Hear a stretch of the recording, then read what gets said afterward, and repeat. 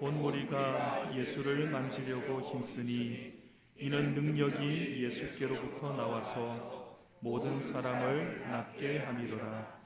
예수께서 눈을 들어 제자들을 보시고 이르시되 너희 가난한 자는 복이 있나니 하나님의 나라가 너희 것이니요 지금 줄인 자는 복이 있나니 너희가 배부름을 얻을 것이며 지금 우는 자는 복이 있나니 너희가 웃을 것이며 인자로 말미암아 사람들이 너희를 미워하며 멀리하고 욕하고 너희 이름을 악하다 하여 버릴 때는 너희에게 복이 있도다. 그날에 기뻐하고 뛰놀라. 하늘에서 너희 상이 크니라. 그들의 조상들이 선지자들에게 이와 같이 하였느니라. 그러나 화 있을진저 너희 부요한 자여 너희는 너희의 위로를 이미 받았도다. 화 있을진저 너희 지금 배부른 자여 너희는 주리리로다. 화 있을진저 너희 지금 웃는 자여 너희가 애통하며 울리로다. 모든 사람이 너희를 칭찬하면 화가 있도다. 그들의 조상들이 거짓 선지자들에게 이와 같이 하였느니라. 아멘. 자리에 앉으시길 바랍니다.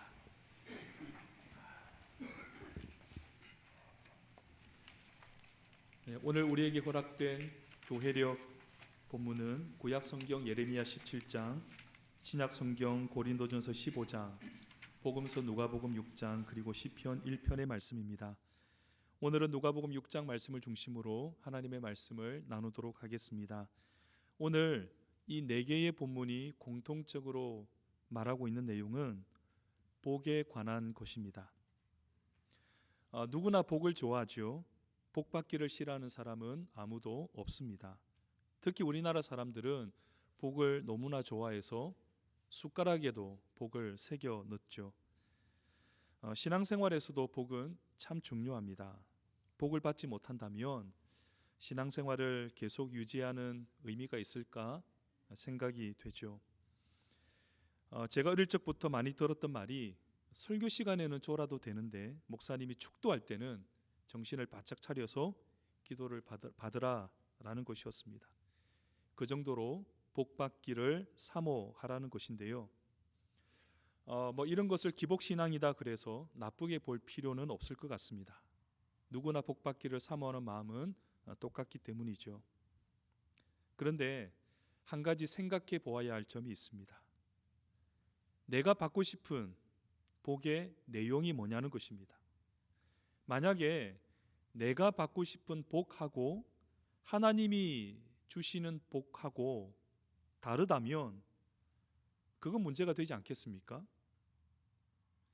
그래서 복 받기를 간절히 사모하는 것은 좋은 일이지만 하나님이 우리에게 주시기 원하시는 그 복에 대해서도 우리가 알아야 한다라는 겁니다. 자, 그러면 먼저 우리가 구하는 복은 뭘까요? 여러 가지를 말할 수 있겠지만 그것을 간단하게 요약하면 물질적인 복입니다. 아닙니다. 나는 영적인 복을 원합니다. 하나님을 아는 걸 더 원해요.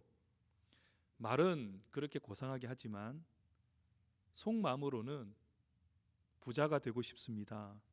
하는 일마다 잘 되고 자녀가 성공하기를 바랍니다. 그런 마음 아닙니까? 솔직하게 말씀드려서 저는 이것도 나쁘다고 보지는 않습니다. 절이나 무당한테 가지 않는 게 어딥니까? 그래도 하나님께 이러한 것을 구할 수 있다는 것은 하나님이 나의 공급자라고 하는 믿음이 있다라는 증거 아니겠습니까? 그런데 중요한 건 이겁니다. 내가 구하는 복하고 하나님이 주시는 복, 이게 차이가 있을 수 있지만 신앙생활을 해나가는 과정 안에서 이 둘의 간격을 조금씩 줄여 나가야 한다는 것입니다. 오늘 본문이 우리에게 증거하고 있는 내용도 이것입니다. 자, 본문을 봅니다. 예수님께서 제자들을 데리고 어떤 곳을 방문하셨어요. 그러자 많은 사람들이 예수님께 몰려왔습니다. 예루살렘과 두로와 시돈에서도 사람들이 왔다고 합니다. 그들 중에는 병에 걸린 사람도 있고 귀신에 사로잡힌 사람들이 있었습니다. 소문을 듣자 보니 예수님을 만지기만 해도 병이 낫더라. 그래서 사람들이 예수님께 온 것이죠. 실제로 예수님은 그들을 다 고쳐주셨습니다. 그들은 복을 받은 겁니다.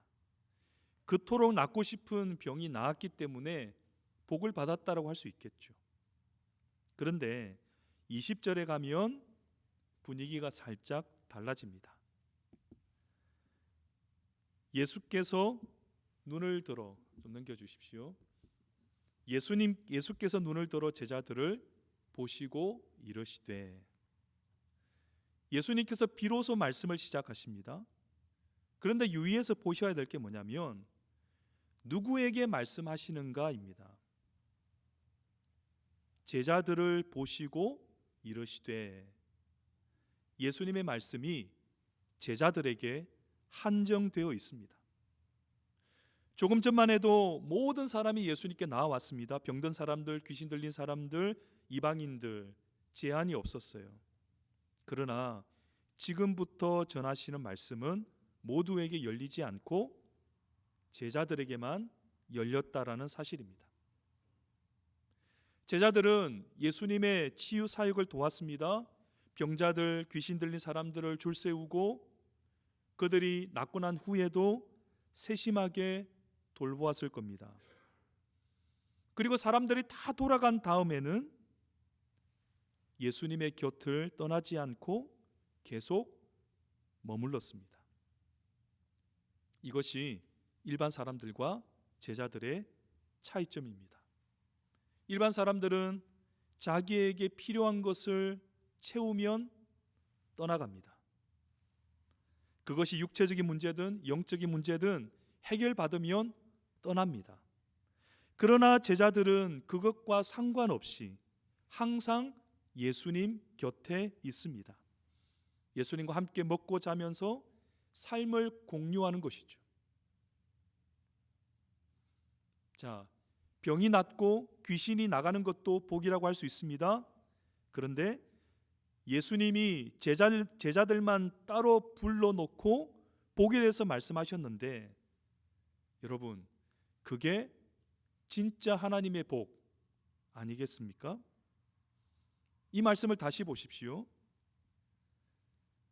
예수께서 눈을 들어 제자들을 보시고 이르시되, 너희 가난한 자는 복이 있나니 하나님의 나라가 너희 것이며. 성경을 많이 보신 분들은 눈치를 채셨겠지만 이 말씀은 마태복음 5장에 나오는 산상수훈의 팔복과 매우 유사합니다. 거기에는 이렇게 나와 있죠. 심령이 가난한 자는 복이 있나니 천국이 저희 것임이라. 이 심령이라는 단어가 있고 없고의 차이입니다. 그런데 중요한 것은 가난이라는 단어입니다.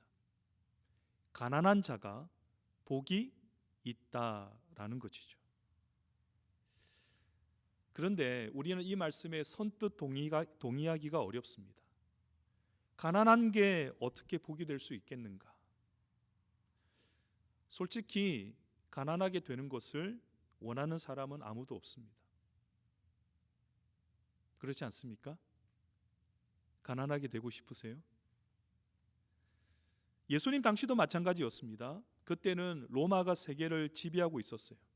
이스라엘도 로마의 속국이었는데 유대인 중에 일부 로마에 부역하는 사람들을 제외하면 모두가 가난했습니다. 그래서 그 당시에 사람들이 생각했던 구원은 로마로부터의 해방이었고 가난으로부터의 탈출이었습니다. 그런데 예수님이 가난한 자가 복이 있다고 하신 거예요. 그러니 이 말씀이 얼마나 현실감이 떨어지는 말씀이었겠습니까? 이 말을 처음 들었던 사람들이 얼마나 황당했겠습니까? 자, 그런데요, 지금 예수님께서 말씀하시고 있는 이 가난은 우리가 생각하는 그런 가난이 아닙니다. 먼저 이것을 이해하려면 가난의 두 종류가 있다라는 사실을 알아야 합니다. 헬라어에서 가난이라는 단어는 프토코스와 페네스라는 두 단어로 구분됩니다. 페네스는 상대적인 가난을 말합니다. 다른 사람과 비교해 볼 때 가난하다라는 겁니다. 우리가 느끼는 대부분의 가난은 바로 이 페네스입니다. 반면에 프토코스는 절대 가난을 의미합니다. 완전히 파산해서 하나도 남아있는 것이 없는 상태, 그게 바로 프토코스인 것이죠. 지금 예수님께서 말씀하고 있는 이 가난은 절대 빈곤을 의미하는 프토코스입니다. 시편 40편 17절에 보면 이런 말씀이 있습니다.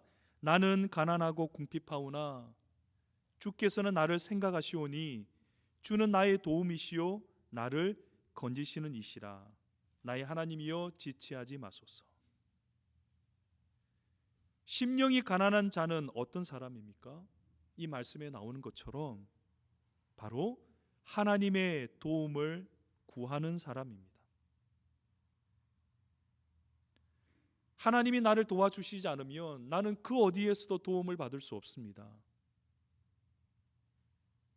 나는 절대적으로 가난한 존재입니다. 하나님밖에 내가 의지할 분이 없습니다. 이렇게 고백하는 사람을 여러분, 심령이 가난한 사람은 하나님 없이는 단 한순간도 살아갈 수 없는 사람을 가리키는 것입니다. 이해를 돕기 위해서 야곱의 이야기를 잠깐 하려고 합니다. 여기 야곱은 워낙 유명한 사람이어서 잘 아실 텐데요. 야곱의 인생을 요약하면 이렇게 말할 수 있습니다. 복을 얻기 위해 일평생 노력했던 사람. 야곱은 장자의 축복을 가로채기 위해서 아버지를 속이죠. 그리고 외삼촌 라반의 집으로 도망가는데 거기서도 그 외삼촌의 재산을 가지기 위해서 속임수를 씁니다. 그 결과 야곱은 실제로 엄청난 부자가 됩니다. 그런데 야곱이 말년에 자신의 삶을 쭉 돌아보면서 이렇게 고백합니다. 나는 험악한 세월을 살았습니다. 무슨 의미입니까? 복을 얻기 위해서 무슨 짓이라도 했지만 그렇게 할수록 더 어려운 일을 만났다라는 것입니다. 실제로 야곱의 인생을 보면 그랬습니다. 장자의 축복을 가로챘다고 말씀드렸죠. 그 대가로 어떤 일이 일어났습니까? 집을 도망쳐 나와야 했습니다. 외삼촌 라반의 집에서 그 재산을 가져 나오기 위해서 사기를 쳤다 그랬죠. 그 대가로 어땠습니까? 자기보다 더 약속받은 사람을 만나서 고생을 했습니다. 그리고 하나님과 약속했던 베델로 가야 하는데 더 큰 욕심 때문에 세겜이라는 곳으로 가게 되죠. 거기서 어떤 일을 만나니까 외동딸 디나가 강간당하는 끔찍한 사건을 만납니다. 야곱은 자신의 인생을 그렇게 돌아본 것이죠. 내가 복을 얻기 위해 노력하면 노력할수록 내 인생 가운데 더 험악한 일이 많이 있었다라는 것입니다. 무엇이 문제였을까요?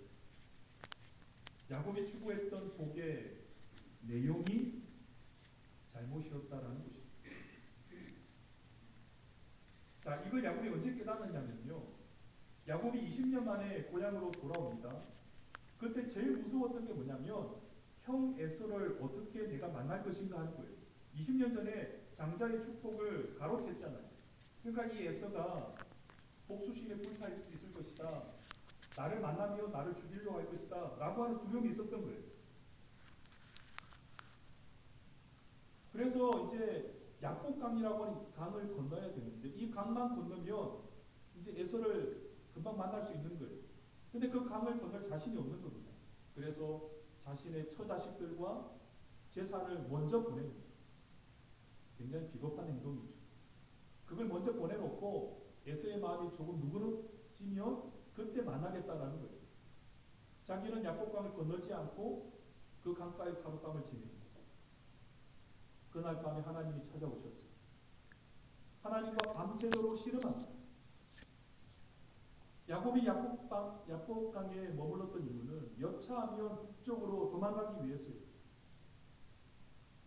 지금 야곱에게는 에서를 만나는 것도 중요한 일이지만 더 중요한 일은 하나님과 약속했던 베델이라고 하는 장소에 가서 거기서 제사를 드려야 되는 거예요.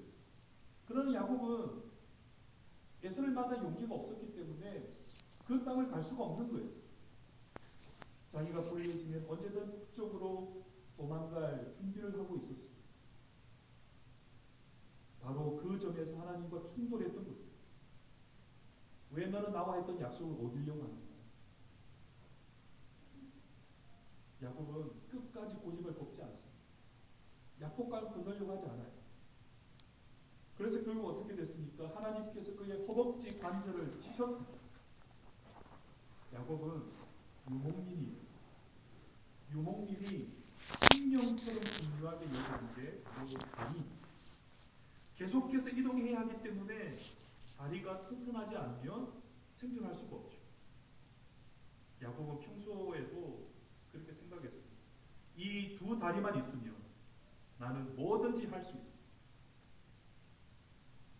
그러나 하나님은 그가 가장 신뢰하고 있었던 다리를 치셨던 겁니다. 그리고는 다리를 절게 되죠. 여러분, 야곱은 기도했던 사람이었어요. 영적 체험도 있었습니다. 광야에서 하룻밤을 지낼 때 하늘로 이어진 사다리를 통해서 천사가 오르락내리는 그 광대한 영적인 환상도 보았습니다. 하나님의 음성도 들었죠. 네가 이 땅으로 돌아올 때까지 너를 보호하겠다라고 하는 놀라운 약속도 받았어요. 하지만 결정적인 순간에는 하나님보다 자기를 더 신뢰했던 겁니다. 하나님은 바로 이 부분을 치셨던 겁니다. 하나님이 야곱의 다리를 치셨을 때, 그리고 그가 다리를 절게 되었을 때, 그때 야곱이 어떻게 합니까? 비로소 하나님을 의지합니다. 하나님이 나를 축복해 주시지 않으면 나는 더 이상 살 수 없는 존재입니다. 하나님이 나와 함께 하시겠다는 약속이 없다면 내가 절대 하나님을 보내드리지 않겠습니다. 그리고는 더 간절히 하나님을 붙들게 되죠. 자신의 허벅지 관절, 자기가 가장 믿었던 것이 끊어지고 나서야 비로소 마음이 가난해졌던 것입니다. 하나님이 야곱에게 묻습니다. 너의 이름이 무엇입니까? 이름이 무엇입니까? 이 말은 너는 대체 지금까지 어떤 인생을 살았냐? 이런 물음입니다. 야곱이라는 말의 뜻은요, 속이다, 발 뒤꿈치를 잡다, 그런 뜻이에요. 실제로 야곱은 평생 동안 다른 사람의 발 뒤꿈치를 붙잡고 속이며 살았던 인생이었어요. 그런데 하나님께서 그날 밤에 이름을 바꾸어 주십니다. 이제부터 너의 이름은 이스라엘이다. 이스라엘, 어떤 뜻입니까? 하나님과 겨루어 이긴 사람이라는 뜻입니다. 하나님께서 졌다라는 뜻이 아니라 야곱이 하나님의 뜻에 굴복했다라는 뜻입니다. 하나님은요, 자기에게 항복한 사람을 이긴 사람으로 인정해 주십니다. 야곱은 하룻밤 사이에 전혀 다른 사람이 되죠. 하나님을 신뢰하는 사람으로 바뀌게 되었습니다. 야곱은 여태까지 상대적인 빈곤을 느끼며 살아왔습니다. 그래서 장자의 축복을 탐했고 더 많은 재산에 대한 욕심을 냈습니다. 다른 사람보다 내가 훨씬 더 부자가 되어야 한다는 야망 때문이었어요. 그러나 야곱은 야복강에서 하나님을 만나게 되면서 절대적인 빈곤을 경험했습니다. 하나님 앞에 서 보니까 자신이 얼마나 초라한 인생인지, 얼마나 잘못 살아온 인생인지를 깨닫게 되었던 것입니다. 바로 이 지점이 구원이 일어나는 지점이고, 존재가 바뀌는 지점이고, 이름이 바뀌는 지점입니다. 여러분, 구원은 하나님 앞에서 절대 빈곤을 경험한 사람만이 얻게 되는 것입니다. 지난주에 설교 내용을 기억하십니까? 베드로가 예수님 앞에 엎드려서 어떻게 고백했죠? 나는 죄인입니다. 여러분, 이게 절대 빈곤입니다. 나보다 더 큰 존재를 대면했을 때, 내가 그동안 붙들고 살았던 지혜와 경험이 한없이 초라해지면서 나보다 더 큰 분에게 나를 전적으로 의탁하게 되는 것입니다. 여러분, 이게 절대 가난의 경험입니다. 하나님 나라는 이런 자에게 주어진다라고 말씀하고 있는 것입니다.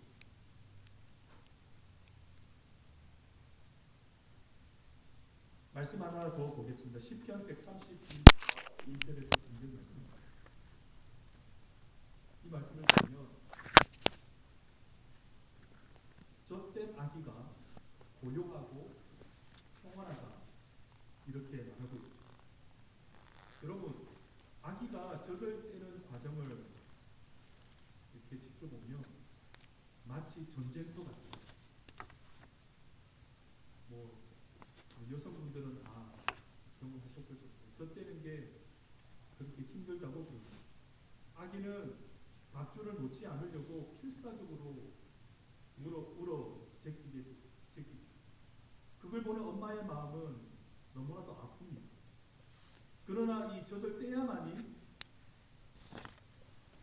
새로운 단계로 넘어갈 수 있기 때문에 아기에게 매몰차게 대할 수밖에 없죠. 한바탕 전쟁을 치르고 나면, 이 고비를 넘기고 나면 그때 비로소 평화가 찾아오게 됩니다. 이 젖을 먹을 때는 밤중에도 몇 번이라도 아기가 깨어나야 되잖아요. 그럼 아기도 힘들고 엄마도 피곤해요. 그러나 이 젖을 떼고 나면 아기는 깨지 않고 길게 푹 자게 됩니다. 엄마도 마찬가지입니다. 이 말씀이 젖된 아기가 고요하고 평온하다라고 말하는 까닭이 이것입니다. 우리가 생각할 때는 젖을 물고 있는 아기가 이렇게 평화롭게 보일 수 있지만, 실제로는 젖을 뗀 아기가 더 고요하고 평온합니다. 그 이유가 무엇입니까? 젖은 뗐지만 엄마의 품속에 안겨있기 때문에 그렇습니다. 아기는 자기가 원하는 젖은 얻지 못했지만 그 젖보다 더 큰 엄마의 품속에 안겨있기 때문에 풍성한 눈이 보입니다. 예전에는 엄마를 자신의 배고픔을 해결해주는 수단으로 여겼지만, 이제는 엄마를 엄마 자체로 사랑하는 법을 배우게 되는 것입니다. 우리와 하나님 관계도 마찬가지입니다. 우리가 영적으로 어릴 때는 앞젖을 밀고 놓지 않으려고 하는 아기와 같은 모습입니다. 하나님께서 나의 모든 기도에 응답해 주셔야 하고, 나의 작은 투정까지도 다 받아줘야 되는 것처럼 이해를 합니다. 실제로 하나님이 우리가 영적으로 어릴 때는 기도도 잘 들어주시고 잘 도와주십니다. 그러나 어느 순간 하나님이 우리에게 차갑게 대하실 때가 있습니다. 이럴 때 많은 분들이 하나님께 실망합니다. 하나님 왜 갑자기 나에게 기도를 바꾸십니까? 왜 갑자기 나의 기도에 응답하지 않으십니까? 사랑이 식어졌는가? 그렇게 오해를 하게 되는 것이죠. 그러나 여러분, 이건 너무나도 당연한 수준입니다. 저절 물고 만족하는 수준의 머물기를 원하지 않습니다. 그보다 한 단계 더 높은 것. 저절 먹지는 못하지만 엄마 품에 안겨있는 것으로 만족을 누릴 수 있는 것처럼 하나님께서 나의 기도에, 나의 모든 기도에 응답하지는 않지만 내가 하나님의 품 안에 안겨있는 그 자체로 만족할 수 있는 그런 영적 수준에 이르기를 원하는 것입니다. 하나님, 우리가 하나님을 의존하는 단계에서 하나님을 신뢰하는 단계로 자라기를 원하신다는 것입니다. 이 과정은 분명히 어렵습니다. 저절 때는 과정이 어려운 것처럼 우리 영적인 과정에서도 어려운 일이에요. 그러나 이 과정을 잘 넘기게 되면 무언가를 얻어서 배부른 그 만족과는 비교할 수 없는 하나님 존재 자체에서 오는 안정감과 풍요를 누릴 수 있게 된다는 것입니다. 하나님이 우리에게 바라시는 것은 바로 이런 신앙이다라는 것입니다. 여러분, 이것이 마음이 가난한 상태인 것입니다. 내가 원하는 것 다 가질 수 없어도 하나님 한 분이면 족합니다. 이렇게 고백할 수 있는 마음. 이게 오늘 주님이 말씀하시는 마음이 가난한 자인 것입니다. 이제 말씀을 마무리합니다. 복을 구하는 기도가 잘못인가요? 그렇지 않습니다. 복을 구하는 것은 당연합니다. 다만 하나님의 축복을 세상의 기준에 결부시켜서는 안 됩니다. 건강이나 물질이나 평온나 이런 것들에 국한해서 이것만이 축복이라고 생각해서는 안 됩니다.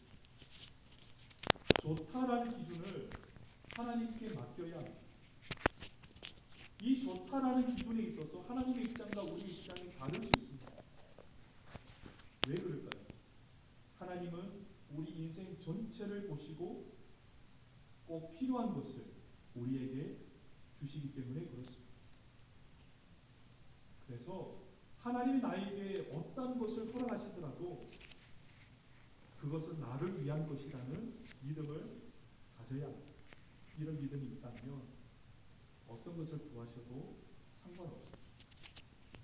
주님께 모든 것을 맡기고 주님의 은총이 나에게 가장 중요합니다. 이 마음이 있다면 되는 것입니다. 여러분, 내가 원하는 것을 얻은 뒤에 주님을 떠나버리는 사람이 되지 마시기를 바랍니다. 오늘 본문에 나오는 그 사람들 병고침을 받고 귀신이 쫓겨난 다음에 내가 원하는 것을 얻은 뒤에 그냥 주님을 떠나버리는 사람, 물론 그들도 복을 받는 사람이라고 할 수 있지만 우리가 추구해야 되는 것은 더 중요한 복입니다. 그 복은 주님이 좋아서, 주님 자체가 좋아서 주님 곁에 계속 머무는 사람인 것입니다. 그런 사람은 주님 한 분이면 족하다고 고백합니다. 하나님 나라는 바로 이런 자들의 것입니다. 여러분에게 묻습니다. 여러분은 가난한 자입니까? 이것은 천국과 지옥을 가르는 매우 중요한 질문입니다. 이번 한 주간도 예수님 곁에 머물면서 예수님 자체를 복으로 여기며 살아가는 저와 여러분이 되기를 주님의 이름으로 축원드립니다. 다시 기도하겠습니다. 오늘 우리에게 주신 말씀 가운데 우리 마음에 새겨야 할 하나님의 말씀을 새기는 도둠의 기도를 잠깐 침묵으로 드리겠습니다. 기도하겠습니다.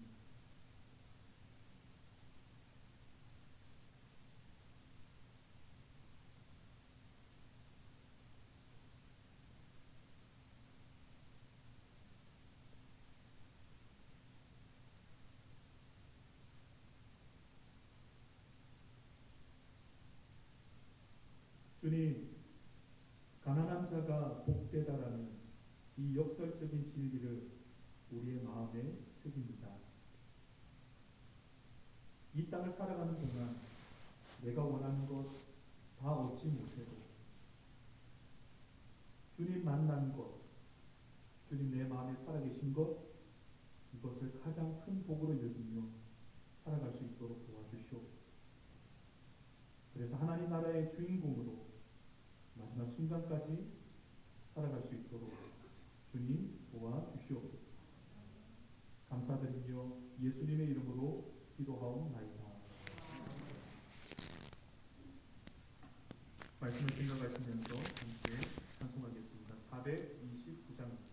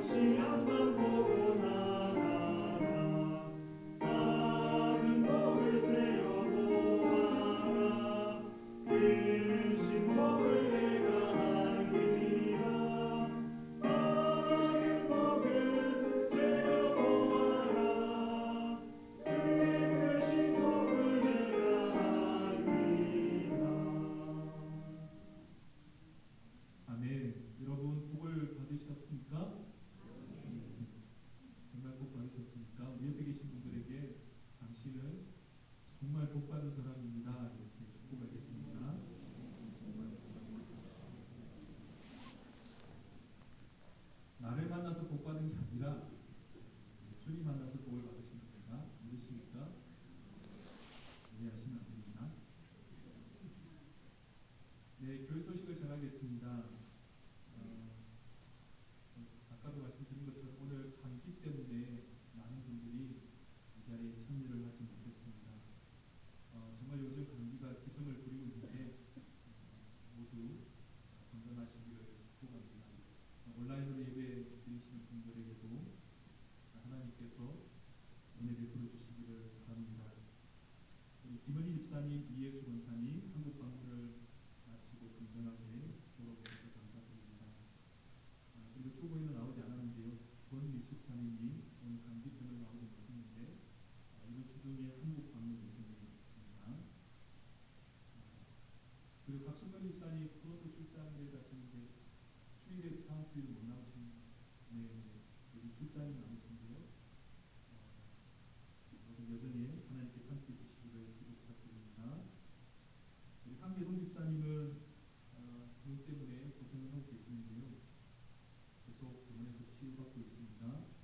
빨리 회복될 수 있도록 기도 부탁드립니다. 그리고 우리 설장모님도 계속 치료를 받고 계시는데 회복될 수 있도록 기도를 부탁드립니다.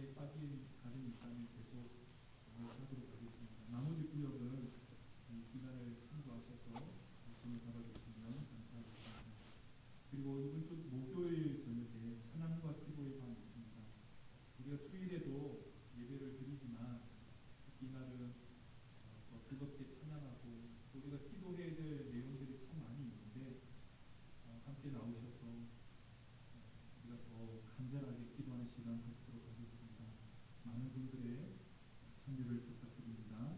그리고 다음 주 주일에는 여전도에 원래로 모이겠습니다. 이상입니다. 우리 자리에서 일어나셔서 주기도송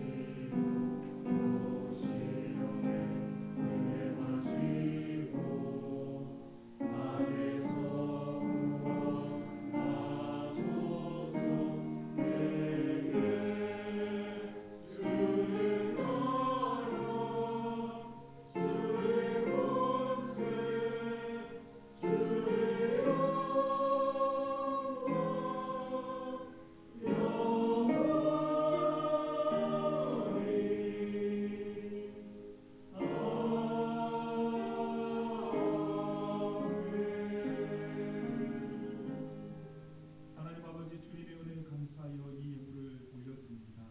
예물들이 손길 위에 복을 더하시고 주님의 은혜를 채워주옵소서.